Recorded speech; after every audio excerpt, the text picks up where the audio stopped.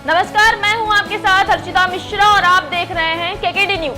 आइए नजर डालते हैं इस वक्त की कुछ अहम खबरों पर। उत्तर प्रदेश के एटा में आंगनबाड़ी कार्यकर्त्रियों ने कलेक्ट्रेट पहुंचकर धरना प्रदर्शन किया और अपनी लंबित मांगों को लेकर मुख्यमंत्री के नाम एसडीएम को ज्ञापन सौंपा, जहां उन्होंने बताया कि जिन आंगनबाड़ी कार्यकर्ताओं और सहायिकाओं को रिटायर के बावजूद जो सुविधाएं पेंशन भत्ता मिलना चाहिए वह नहीं मिल पा रहा है और जो राशन वितरण प्रणाली है वह आंगनबाड़ी और सहायिका को न देकर स्वयं सहायता समूह वालों को दे दिया गया है।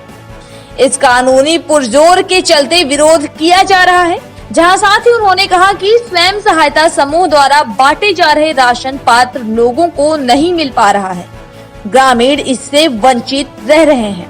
आपका? मेरा नाम उर्मिला गोस्वामी। आज आप प्रदर्शन कर रही हैं, किस मामले में कर रही हैं? अपनी मांगों के लिए। क्या मांग है आपकी? हमारी मांग ये है कि हमारी बहनें 62 साल की बहनें बिना फंड बीमा के उनको रिटायर कर दिया गया और ना उन्हें किसी तरह की कोई भी सुविधा दी गई। दूसरी बात कि ग्रामीण क्षेत्र में आंगनबाड़ी बहनों को ना दे के राशन स्वयं सहायता समूह को दिया जाता है, जो कि लाभार्थियों का शोषण हो रहा है, वो तुरंत आंगनबाड़ी को वापस दिया जाए। तीसरी, हम आंगनबाड़ी बहनों को मानदेय ना देके हमें वेतन दिया जाए। तीसरी बात, हम लोगों को हर कार्ड सरकार कहती है कि आप ऑनलाइन करिए, जबकि हमको इतनी घटिया क्वालिटी के मोबाइल दिए थे, वो खराब हो गए और जो थे उन्होंने कभी हमारे रिचार्ज के लिए पैसा नहीं दिया। अगर आपकी मांगे पूरी नहीं होती फिर आगे क्या रणनीति रहेगी? इस तरह ही धरना प्रदर्शन करते रहेंगे अनिश्चितकालीन। एटा से केकेडी न्यूज संवाददाता सोनू की रिपोर्ट। गरीबों की मसीहा कहे जाने वाले डॉक्टर एसके सिंह का रानी साहिबा कटियारी अस्पताल का असली चेहरा सामने आया है, जहां एक गरीब के पास इलाज के पैसे न होने पर डॉक्टरों ने गरीब का इलाज करने से इनकार कर दिया। दरअसल मल्लावा गांव के एक व्यक्ति की तबीयत बिगड़ने के चलते उसको इलाज के लिए अस्पताल ले जाया गया, जहां डॉक्टरों ने पीड़ित के परिजनों से इलाज करने के नाम पर 15,000 रुपए जमा करा लिए, जिसके बाद मरीज के परिजनों से डॉक्टर और ज्यादा पैसे की मांग करने लगे। लेकिन जब गरीब परिवार ने और पैसा न होने पर इनकार किया तो डॉक्टरों ने मरीज का इलाज करने से मना कर दिया, जिसके कुछ घंटों बाद ही मरीज के अस्पताल परिसर में ही मौत हो गई। तो वहीं पहले भी एक महिला तीमारदार ने अस्पताल के डॉक्टरों के ऊपर मरीज की किडनी चोरी करने का आरोप लगाया था। लेकिन इन सब के बावजूद सवाल यह उठता है कि आखिर गरीब की मौत का जिम्मेदार कौन होता है? पुलिस प्रशासन अस्पताल के डॉक्टरों के ऊपर कड़ी कार्यवाही क्यों नहीं कर रही है? कैसे का हो बता सवेरे भर्ती करी और भर्ती करी चल भैया यहाँ भर्ती कर लाइन और भैया को यहाँ 50 लिखो वहाँ 50 लिखो वहाँ 50 लिखो भैया। आप सेरे रुपया कितने ले? रुपया कम 500 के 1000 रुपये कम 1200 के 1500 के। अरे रुपये ना करो 15-16 हज़ार रुपया 15-16 हज़ार रुपया तुम्हारे ले लेगा। हाँ खत्म हो गया। कोई के बाद निकालो इन्हें के बजे को वहाँ से रे कई घंटा हुई कोई कम से कम 2 बजे का निकालो 2 बजे कहीं निकाल के दो। आपके रे पास पैसा तो रहे ना? हमारे तो ये भी नहीं इलाज कैसे ले जाइए। अच्छा ठीक है भाई। हरदोई से केकेडी न्यूज संवाददाता लौकुश की रिपोर्ट। छतरपुर में शहरवासियों को साफ और स्वच्छ पानी उपलब्ध कराने के उद्देश्य से पचेर घाट स्थित फिल्टर प्लांट में नगर पालिका के द्वारा सफाई कार्य किया जा रहा है और शहर में आ रहे मटमैले पानी का लैब टेस्ट कराया जा रहा है। इन कार्यों के चलते शहर में आगामी 3 दिन के लिए पेयजल आपूर्ति ठप रहेगी। बता देंगे पिछले कुछ दिनों से शहर में पाइपलाइन के माध्यम से मटमैला पानी आ रहा है, जिसकी जानकारी लगते ही सीएमओ ओमपाल सिंह भदौरिया ने गुरुवार को पचेर घाट पहुंचकर फिल्टर प्लांट का स्थल निरीक्षण किया और साथ ही सब इंजीनियर अंकित अर्जरिया को जल्द ही फिल्टर प्लांट की सफाई कराते हुए लैब टेक्नीशियन की रसायन एडवाइस के साथ शहर में साफ और स्वच्छ पानी सप्लाई करने के निर्देश दिए।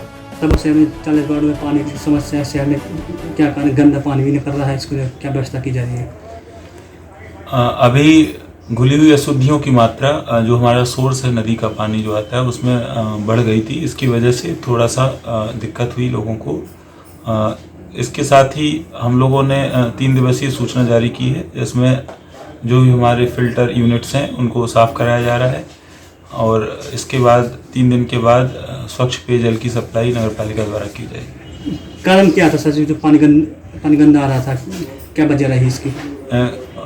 स्रोत, मैंने आपको बताया, स्रोत में घुली हुई अशुद्धियों की मात्रा बढ़ जाने के कारण जो पानी था वो काफ़ी, आप शहर में तो फिर भी काफ़ी अच्छा पानी आया, जो स्रोत है वहाँ पर इसकी स्थिति और भी खराब थी। मैंने आज खुद जाके देखा। छतरपुर से केकेडी न्यूज संवाददाता रामेश्वर निरंजन की रिपोर्ट। जनपद अमरोहा में 1 साल के बच्चे की पिता ने की हत्या। आपको बता दें कि मामला मंडी धनौरा में एक बच्चे की मृत्यु का मामला संज्ञान में आया है। बच्चे की पोस्टमार्टम रिपोर्ट के आधार पर हत्या का मुकदमा दर्ज कर लिया गया है, जहां बच्चे की मां के बयानों के आधार पर बच्चे के पिता ने ही बच्चे की हत्या की है, जिस पर पुलिस ने आरोपी को हिरासत में लेकर पूछताछ की बात सामने आई। बच्चे के पिता ने ही उसकी हत्या कर दी, जिसके बाद आरोपी पिता को गिरफ्तार करके पुलिस उसके ऊपर विधिक कार्यवाही करने में जुटी है। तो वहीं पूछताछ के दौरान पता चला कि पति पत्नी के संबंध सही नहीं थे, जिसके चलते आरोपी पिता की मानसिक स्थिति ठीक नहीं चल रही थी, जिसके चलते उसने अपने ही बच्चे की हत्या कर दी। फिलहाल इस पूरे मामले की पुलिस गहराई से जांच करने में जुटी है। अपने मासूम बच्चे की हत्या किया, क्या है मामला पूरा? ये धनौरा में एक बच्चे की मृत्यु का मामला जब संज्ञान में आया, उसका पोस्टमार्टम कराया गया। संदिग्ध परिस्थितियों में मृत्यु हुई थी, तो पोस्टमार्टम में स्मूदरिंग आया है, जिसके आधार पे तत्काल हत्या का मुकदमा पंजीकृत किया गया है। और जो बच्चे की मां है, उसके बयानों के आधार पर उसने बताया है कि उसके बच्चे के पिता ने ही उस बच्चे की हत्या की है, जिस पर अभियुक्त को हिरासत में लेकर पूछताछ की गई। और अब तक की जानकारी में ये चीज़ें सामने आई हैं कि इसके पिता के द्वारा ही इसकी हत्या की गई है। उसको गिरफ्तार करके आगे कार्रवाई की जाएगी। वजह क्या निकल गई है इसकी हत्या के कारणों की? जो अब तक जांच की गई है और जो अब तक की पूछताछ में बातें सामने आई हैं और उसकी जो मां के द्वारा बयान दिया गया है, दोनों पति पत्नी के संबंध सही नहीं थे और जिसके चलते जो अभियुक्त है इसकी मानसिकता का विकृत होना बताया जा रहा है। बाकी आगे अभी एविडेंस और कलेक्ट किए जा रहे हैं और गहराई से इसकी समीक्षा की जाएगी। अमरोहा से केकेडी न्यूज संवाददाता संजीव सागर की रिपोर्ट। अमरोहा पुलिस की मजबूत पैरवी के चलते अदालत ने सुनाई दुष्कर्म के आरोपी को आजीवन कारावास और अर्थदंड की सजा। एसपी अमरोहा ने पुष्टि की है। बता दें कि अमरोहा जनपद की पुलिस अधीक्षक पूनम ने जानकारी देते हुए बताया कि जनपद में प्रभावी पैरवी पैरों की मासिक गोष्ठी मॉनिटरिंग सेल के प्रभावी पर्यवेक्षण के चलते एक बड़ी सफलता पुलिस को हाथ लगी है।